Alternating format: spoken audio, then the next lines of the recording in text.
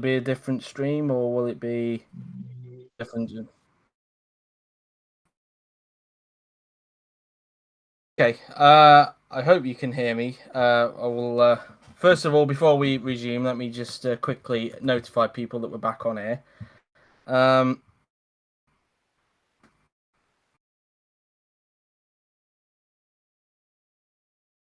With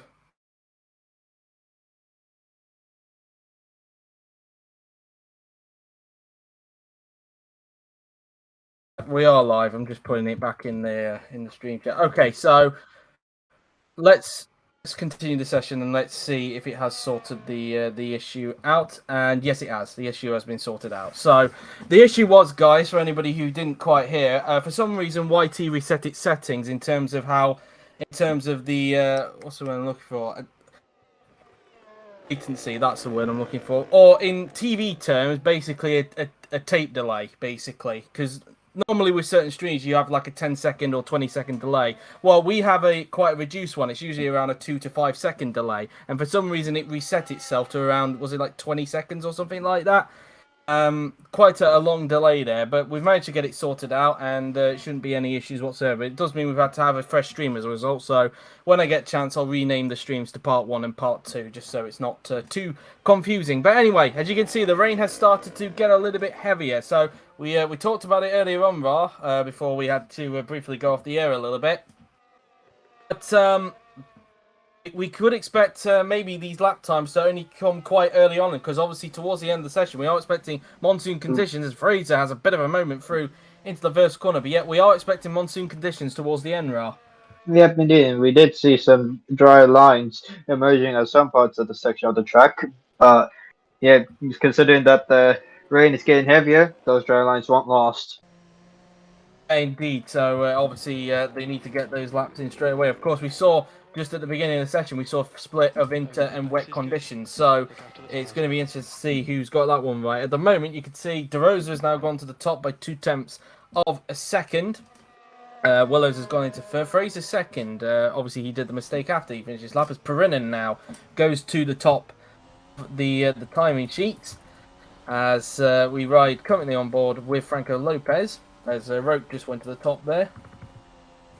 And so as we continue to ride aboard Franco Lopez, and well, it's safe to say, Ra, on the topic of Franco Lopez, it's not really gone well for him the last few races. Once again, not scoring points at the Korean Grand Prix due to a crash, and I think I said it 2 weeks ago, but I think it's safe to say that it's more than likely Lopez is not going to retain his crown this year.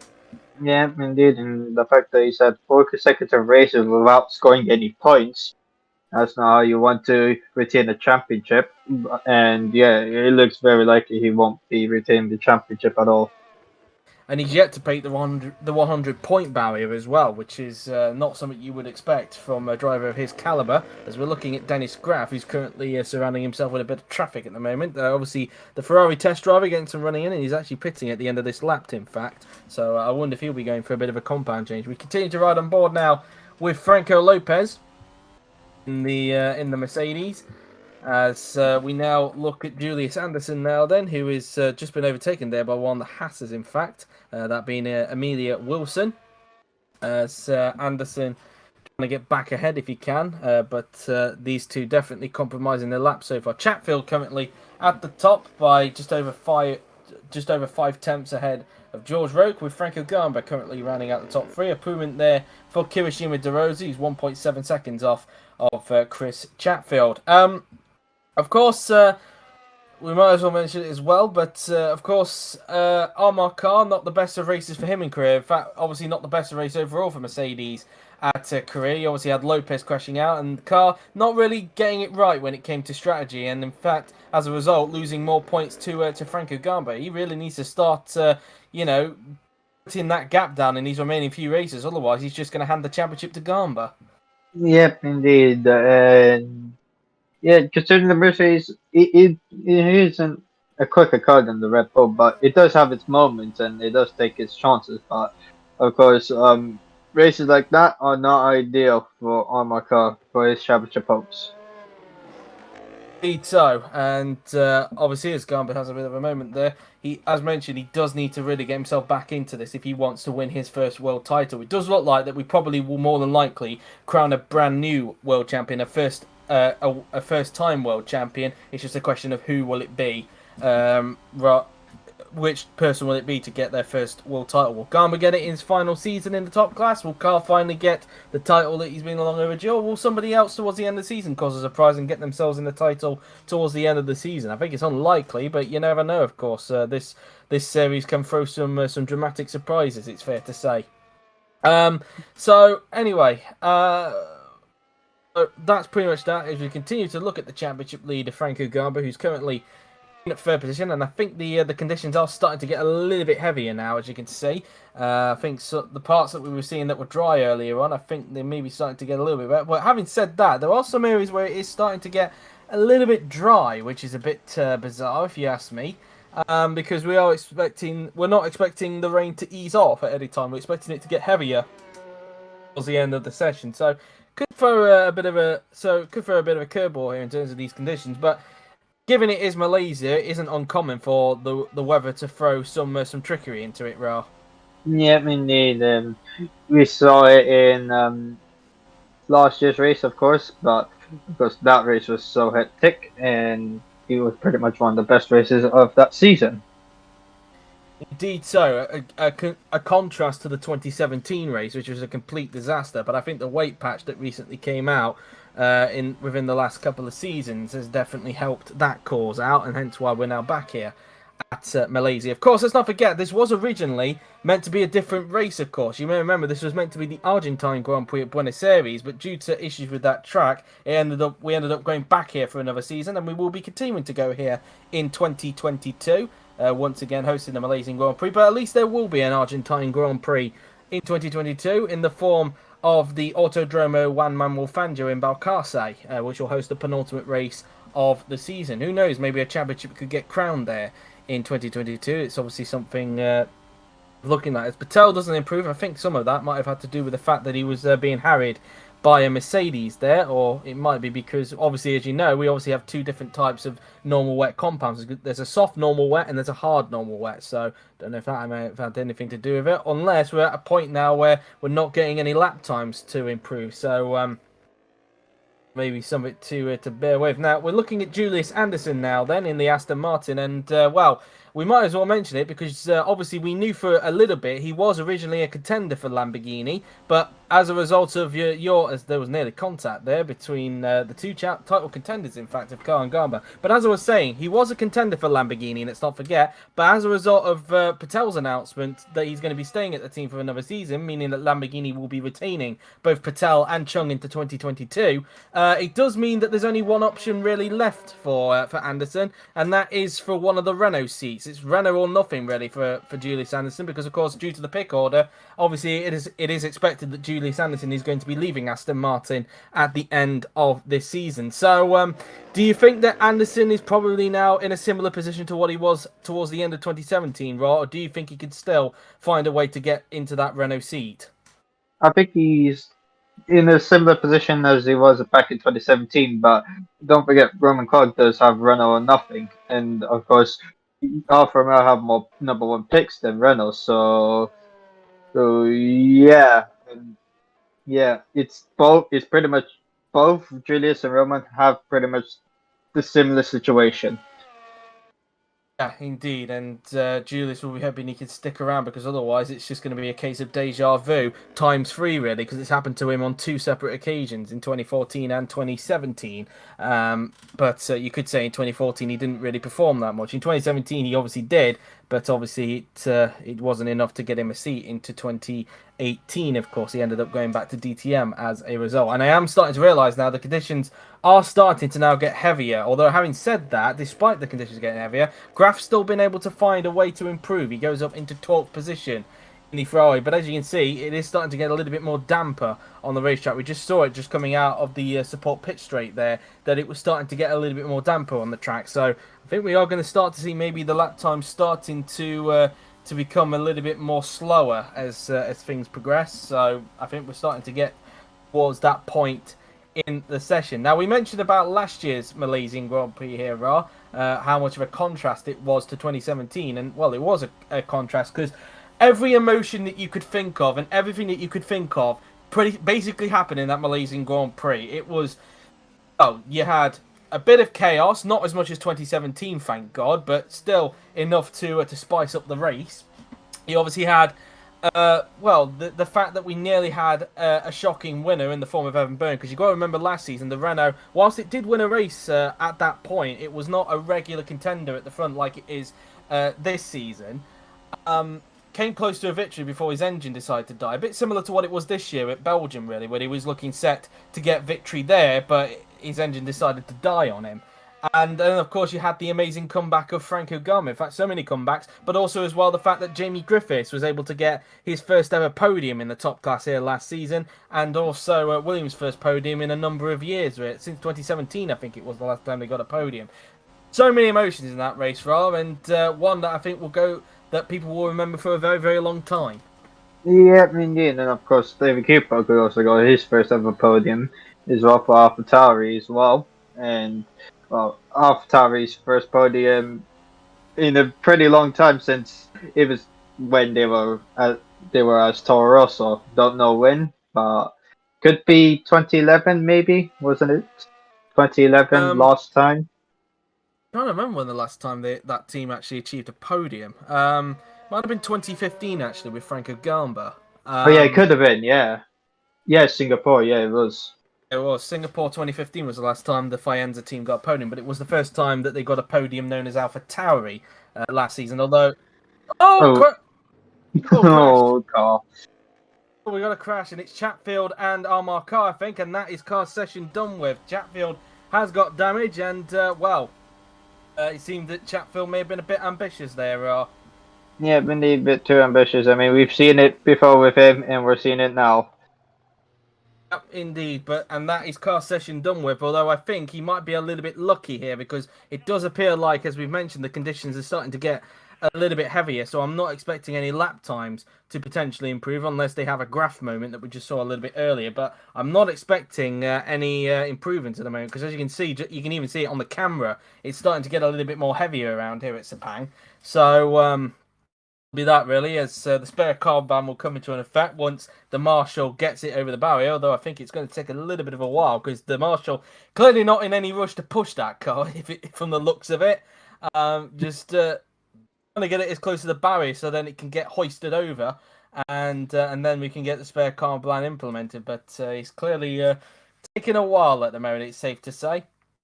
But yeah, and now he's finally getting hoisted over the barriers, and over the barrier he will go then. So the spare car ban should now get implemented as a result on Armar Car, and that'll be his session done with as a result. As we can see, David Kupak, speaking of Mercedes, is getting holding up a Mercedes, I should say, and a car that looks relatively similar to a Mercedes, an Aston Martin. So yeah, it's going to be a bit confusing there, but Lopez managing to get himself through there on Kupak. As now car is in the garage, and obviously should not be able to go back out onto the track as a result of that collision there. Of course, Chris Chatfield will be able to, but he obviously has damage, so he will need to come back to the pits to repair his front wing, to obviously have a change of front wing.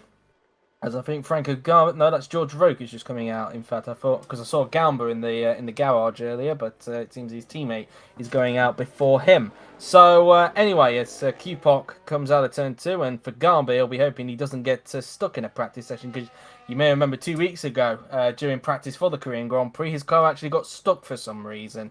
So hopefully that's not going to be the case this time by, and no, it won't be because it's just come out onto the track as I just talk about that. But anyway, going back to Ferrari, of course, obviously they won the Korean Grand Prix last time out 2 weeks ago.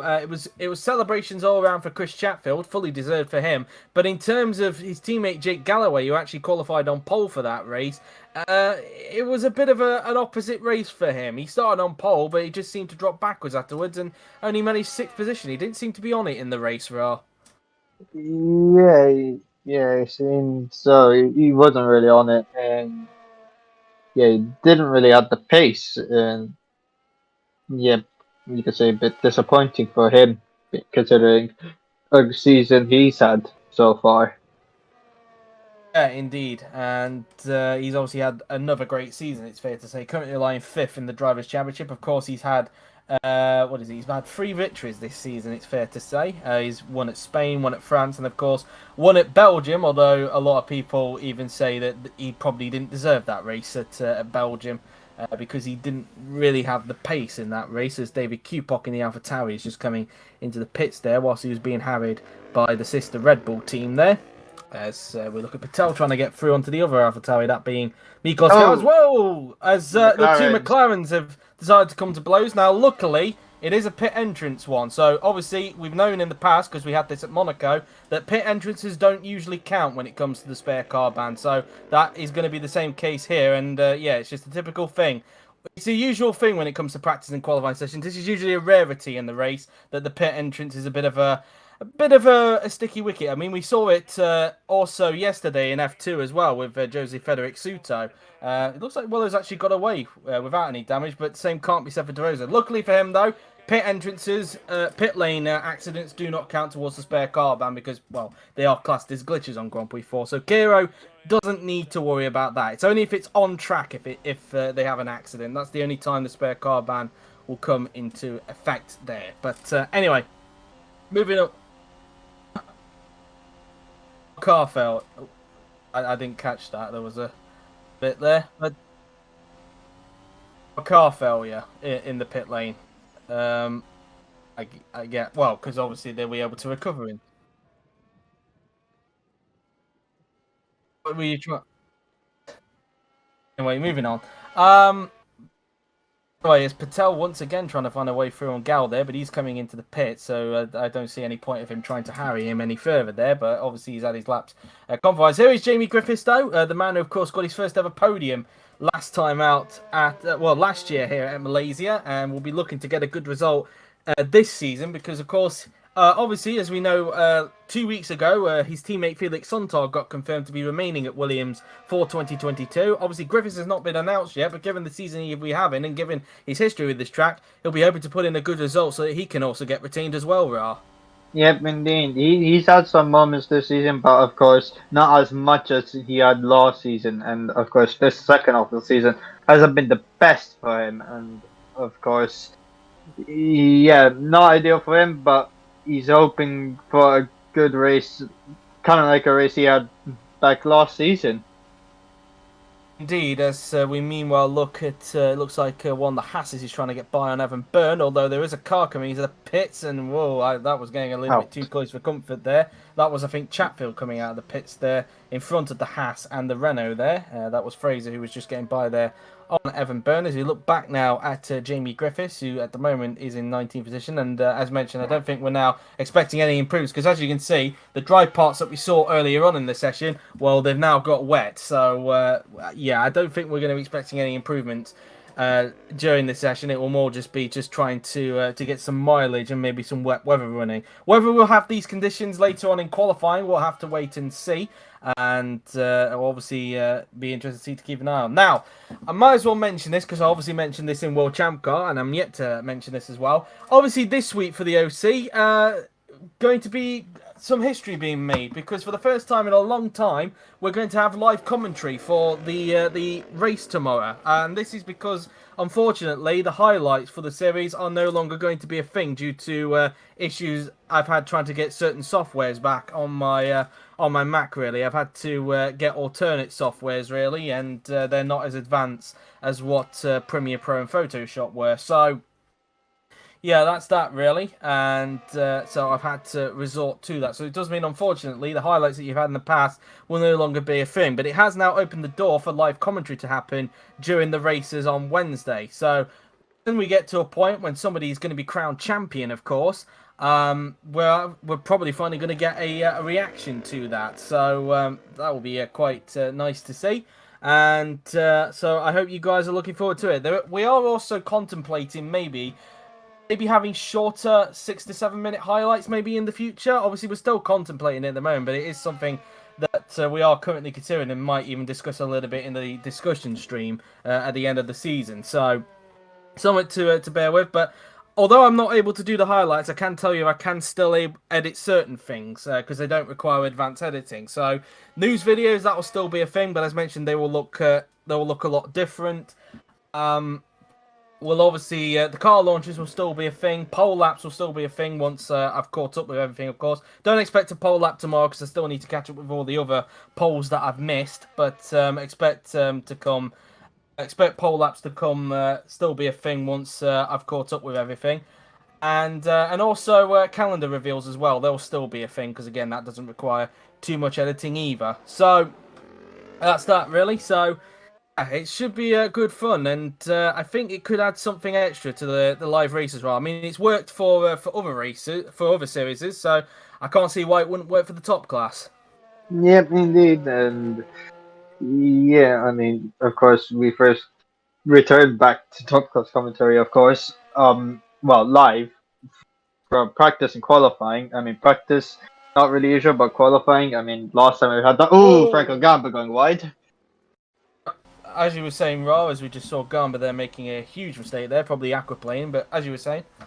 I mean, of course, we returned back to Top Class live commentary back in like end of 2018, of course, and yeah, last time before that was back in well, Abu Dhabi 2011 in qualifying, where Rogue did a one-off appearance in commentary.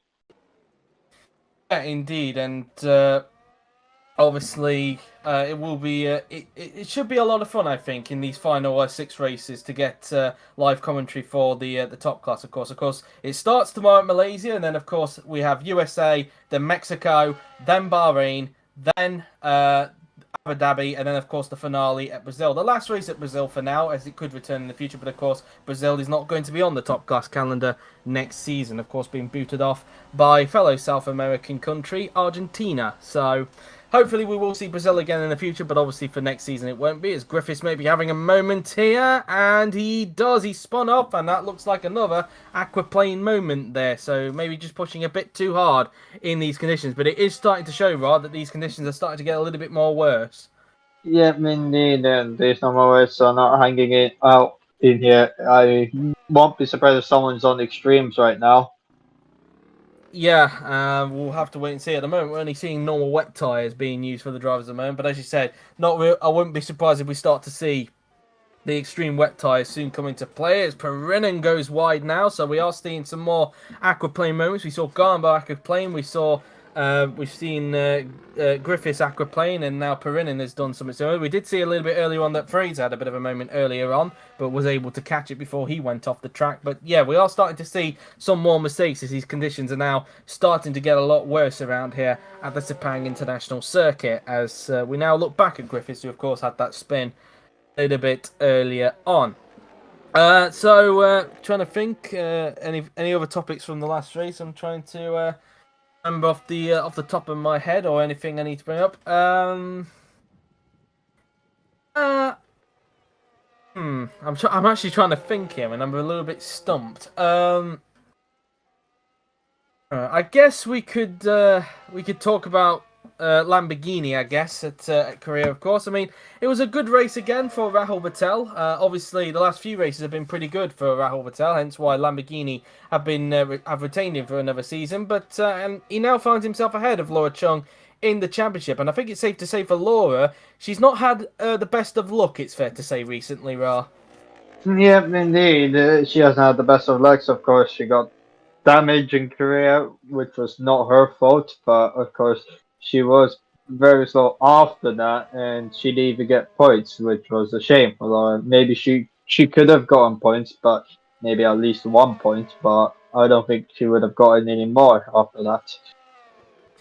No, but she'll be hoping that she can turn it around here at Malaysia, and hoping to do a good job. Of course, she will be staying, as mentioned earlier, with Lamborghini for next season, as Lopez has a little bit of a wide moment there. And you were talking about if people were going on to the extreme tyres. Well, as you can see, Franco Lopez is one of the first people I've seen to go onto the extreme wet tyres. I'm not sure if anybody else is on there, but we do know, judging from this camera, that he is on the extreme wet tyres. So we're starting to see those tyres come into effect during this practice session. Again, whether this will be an omen for qualifying a little bit later on, we will wait and see. We need to see what those conditions will be like a little bit later on, as we now look at Griffiths now, then he's just coming around the first few turns on the racetrack, and into turn 2 he goes now then as he flicks the car in, and now making his way down the hill through the long swooping right-hander now then we go, as the spray continues to pitch out of the back of the car. Now, for anybody who is not aware, of course, the 2022 World Champ Car sign-ups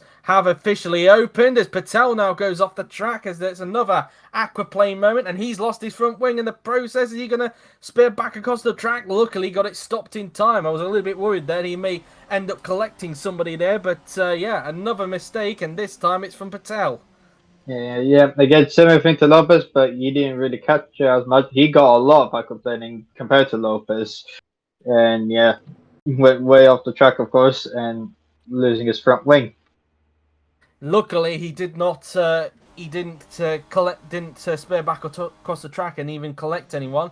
But now he's going to have a little bit of trouble trying to get back onto the track. I think he'll have to wait again because there's somebody else coming. I think his team has just informed that there are a few cars coming, and he's managed to get it rejoined. But of course, he will need to come back into the pits to get a new front wing if he wants to continue in the remainder of the session. If you look now at Wilson, he's just overtaken Gal up towards turn 4 there, and she gets the move done through into that right-hander as Wilson goes around the flat-out left and right-hander. We run on board now then with Jamie Griffiths in the Williams as he now makes his way through into the right-hander using a lot of curb on the inside. Obviously having to take it a little bit more tentatively because you don't want to go too quick, otherwise you will spin off. Of course, we saw Griffiths spin off there a little bit earlier in the session, and I don't think he wants a repeat of that. We've seen, and I must point out as well, we were talking about if anybody else was on the extremes. When Patel made that mistake, he was also on the extreme wet tyres there. So even though he could be on the better tyre, the tyre that's suited to these conditions, clearly it's still very tricky out there, even if you're on the right tyres. Yeah, indeed. Knowing in real life, this would be red flagged. Indeed. Question from Xavier: will the cars for next season look the same as this season in terms of the shape of the car? Yes, they will. We're not switching to the 2022 shape. Maybe we will in the future, but because we're in the fantasy area, we don't need to follow that at the moment. Well, never say. All I'll say is never say never. Yeah. Never say never. We might do, we might not in the future, but at least for next season and for the next few seasons, we're using this shape because it has worked kindly for us in the OC, unlike what it did in real life. So anyway, is now we look at Garnbu, who's trying to get by Videri, and he's on the extreme wet tyres, I've just realised. Garnbu is coming into the pits this time by. I don't know if Videri is as well. I think Videri is as well, although he's going a little bit side by side with him. Where's he gone? There he is. And of course, typical thing with the pit entrance, but luckily doesn't need to worry about the spare car ban because, of course, it is a pit entrance thing. Similar to what we had back at Monaco, you may remember a few weeks ago. So, luckily for Videri, the spare car ban will not affect him there. We now look at his teammate, Roman Quag, and he's actually coming into the pits. And Quag, bit of a shame for him for what happened at Korea. Of course, he retired at the Korean Grand Prix, but he was looking like he was on for another strong performance there at Korea, just like he did at Japan, really. And we were talking about, before the Japanese Grand Prix, had he and Videri potentially swapped helmets at some points during the season? Well, Quag is starting to show the pace it was recently for the last 2 races, now starting to show the pace that he was able to show in the first half of the season, which I think is needed, really, given that he is fighting for the Renault seat. Yep, indeed. And given that Julius Anderson's off form, he has to pick it up, of course, and he is doing well. Cog with his result at Japan, but of course Korea wasn't ideal, but he was looking strong. But of course, these things can happen, and you gotta keep move on to the next one, and hope for a good result here. Indeed, as Willow's now then making his way through into turn 3 and up towards turn 4. Of course, last season he could have stopped Jamie Griffiths from getting the podium because he and Jamie were battling on the final lap for that final podium place. As Chung's got a problem. Chung has got a problem. So we talked about earlier how she was getting bad luck, and it seems some bad luck has come back to her in this practice session as she has got a mechanical failure, and I think I can see smoke coming out the back of that from the spray. But either way, that's her session done with, and it's not smoke, it's a gearbox issue that is taking care of her there. So that's her session done with. So that's the second car who has had their practice session cut short, and rather than it being a crash at turn one, it's instead a mechanical issue for Laura Chung. Again, we talked about earlier how she was having bad luck raw, and well, it doesn't really help that she's had a mechanical problem here. Yep, indeed. And of course, sometimes it's ideal to have these problems at practice, but of course, you can't to hope that you don't get them in the race. But then again, of course, if it happens in the race, then it's not looking good for her. Indeed, as the two Renaults seem to be slipstreaming and battling each other. Burned down in 20th, and given the conditions have gotten worse, we're not expecting him to improve. So I think 20th is going to be where he's going to end up in practice. So obviously not going to be a true representation of where we could expect Byrne during qualifying. Same for most of the drivers, really, because of these changeable conditions. As Anderson is currently just shut the door there on Chris Chatfield, that was there. And so as we now look at Felix Sontag, who's actually now out on the extreme wet tyres, as Chatfield, in fact, interestingly enough, he's still on the normal wet tyres at the moment. I've seen most of the runners are now on the extreme wets, although he's decided to still stay out on the normal wets. He still feels he can get some data from these tyres, even in these conditions. He is at the top of the timing sheets, and he's probably going to stay like that for the remainder of the session, unless we have a dramatic change in the weather where everything starts to dry up, but I highly doubt that's going to be the case. I think we're going to see Chatfield still at the top of the timing sheets as a result, as Wilson now comes into the pits for Haas. And safe to say, though, we've got a crash at the final corner. Now, I don't know if that's pit lane related or whether that's just driver related. And no, it's driver related, so that will end Miklos Gal's running, because neither of them were going into the pits. And I think this might just be a clumsy error from Videri here. Yep, indeed. Club Zero from there, he didn't really back out of that. Yeah, Noah forgot to go. That was clearly Carl's corner, and Federi, yep, that. Oh, what? Chatfield's involved as well.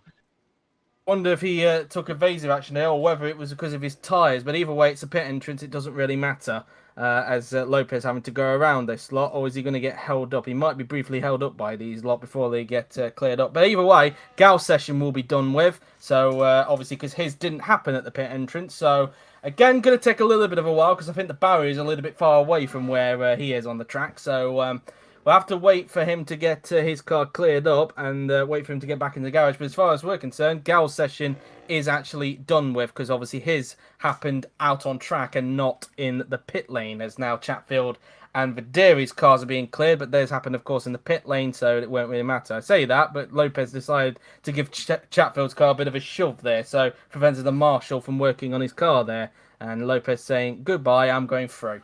But anyway, enough about that. We're just waiting for Gal to emerge in the pit lane. He's still not got the pit indicator on him just yet, because he hasn't arrived in the garage just yet. He's still being towed by the marshal, I think. So unless he is, because we're currently paused on the screen at the moment.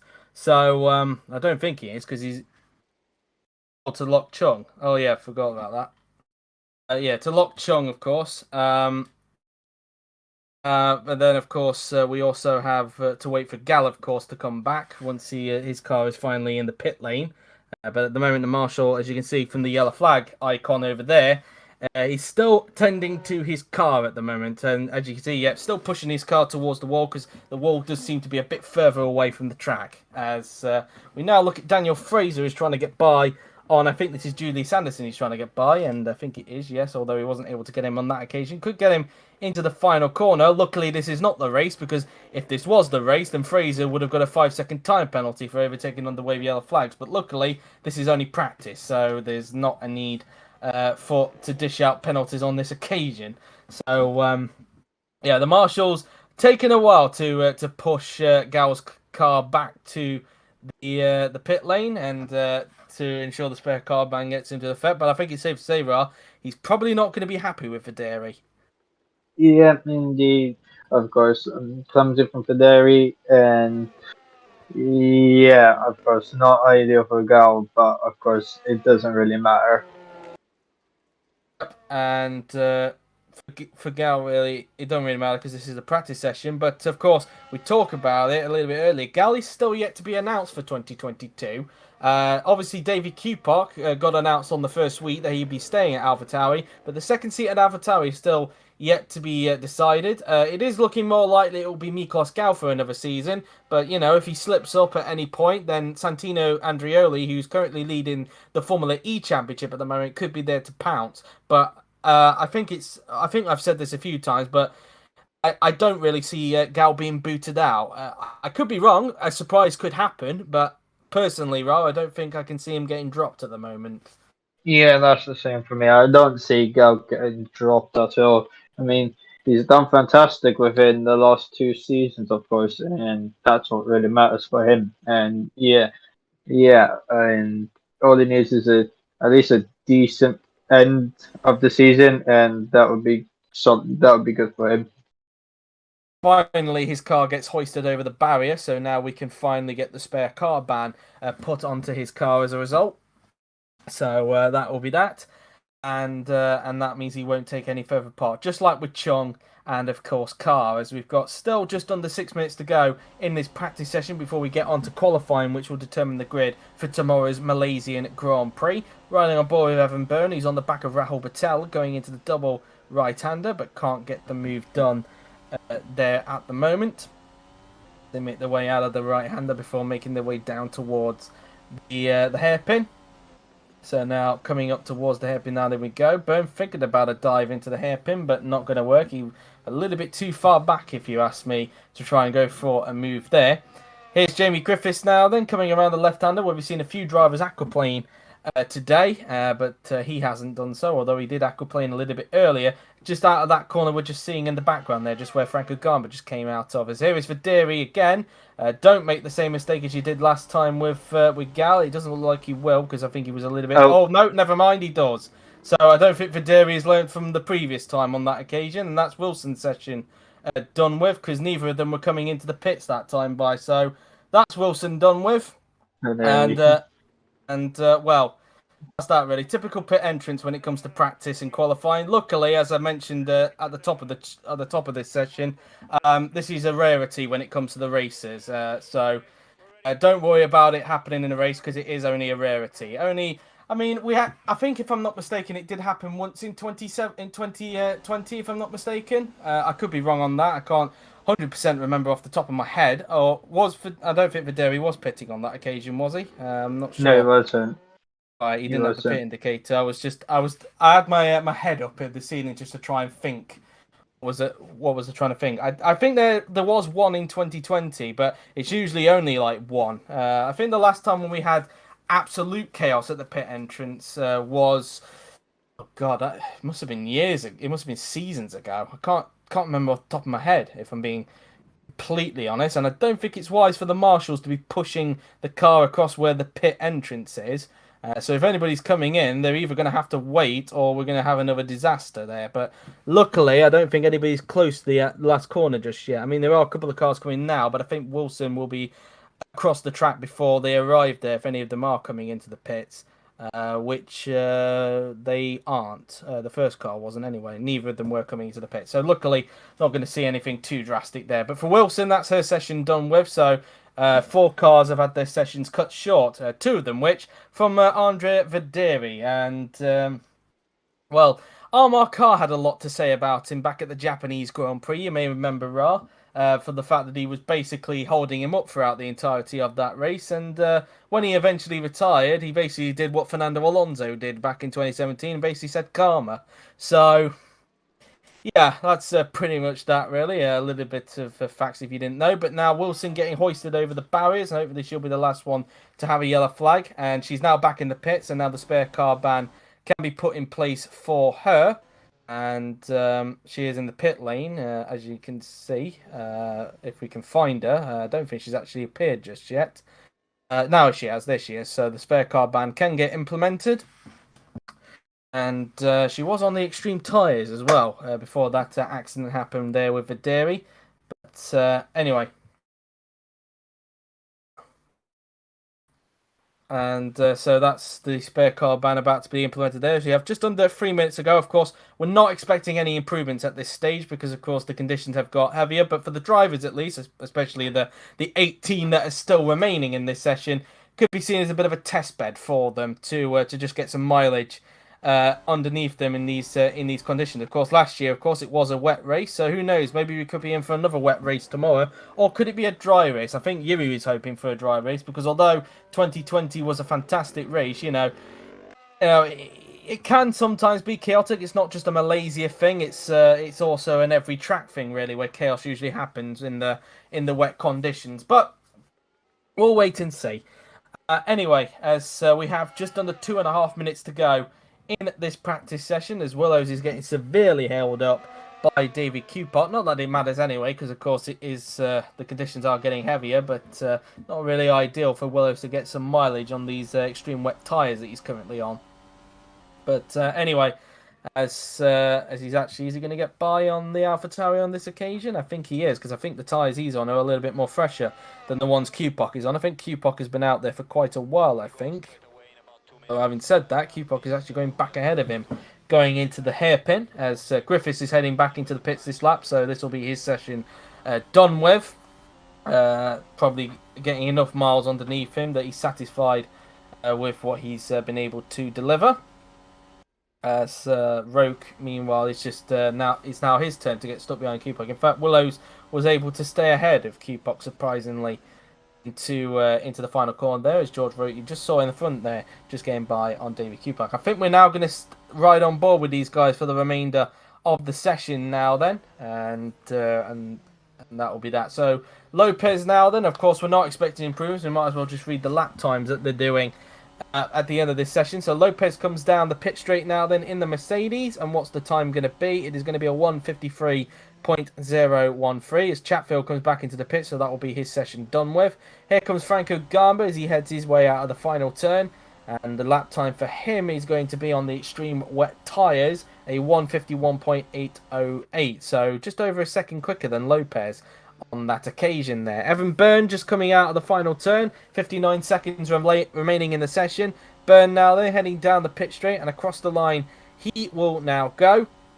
And he does a 1:51.765, just a tad bit slower than Franco Gamba on that occasion. A 52.9 for Patel, slower than both Byrne and Gamba, but quicker than Lopez. A 53.1, similar sort of lap time to what we saw with Lopez a little bit earlier on. So Perinin not exactly getting the best out of his extreme wet tyres there. As we ride on board with Kirishima DeRosa in the McLaren, who's just making his way out of the final turn now then, as he now makes his way onto the pit straight. And DeRosa crosses the line now then, and he does not improve. He stays where he is. Obviously, he doesn't improve, but he does a 1:52.131 on that occasion. I think a lot quicker than what Patel was able to do. I think he went 8 tenths quicker than him on that occasion. Sontag will get one more lap in before the session comes to a close, as Willows now then just making his way towards the final corner. So 10, then 9, 8, 7, 6, 5, 4, 3, 2, 1, 0. Checkered flag is out. That is the end of the session. I do believe Sontag was the last one to cross the line. I don't think there was anybody else behind him, as Willows was a 1:51.203 there. It's Sontag who's last to cross the line. Roke crossed the line at 1:53.1.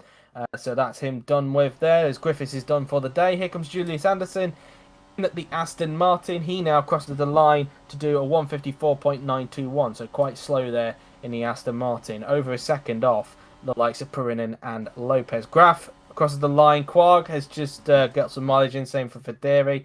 The Alfa Romeos, obviously, I mean, Federi's had a bit of an eventful session, it's fair to say, losing his front wing twice and causing collisions with both Miklos Gau and Emilio Wilson. Here comes Franco Lopez across the line, a 1:52.707 in the Mercedes. As here is Franco Gamba now then in the Red Bull, the championship leader, just making his way onto the pit straight now then. Across the line he will go at 1:52.0. Here comes Evan Byrne now then in the Renault, coming around the final turn himself now then as he makes his way onto the pit straight, and across the line now then he will go, and across the line will go Byrne, a 1:52.3 As we now look at Perinen across the line, he will go in the Renault to do a 153.225. And who is where is Sontag on the track? He's obviously going to be the last one to cross the line. Patel's finished for the day. Here is De Rosa just coming around the final turn himself. In the McLaren, just coming out of the final turn and onto the pit straight now. Then he goes.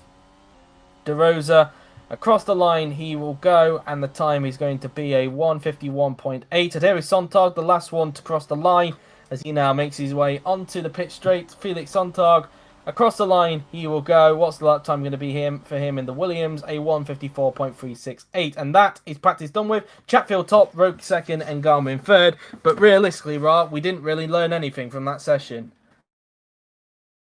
There's mixed conditions, and yeah, not much to learn really. Nope, definitely not. Well, that is it for the practice session. We're just going to take a brief pause for the moment, and then we'll come back for a fresh stream for the qualifying session. But in the meantime, I've been JW97, he's been Ra, and we'll see you in just a little bit for the qualifying session. See you in a bit.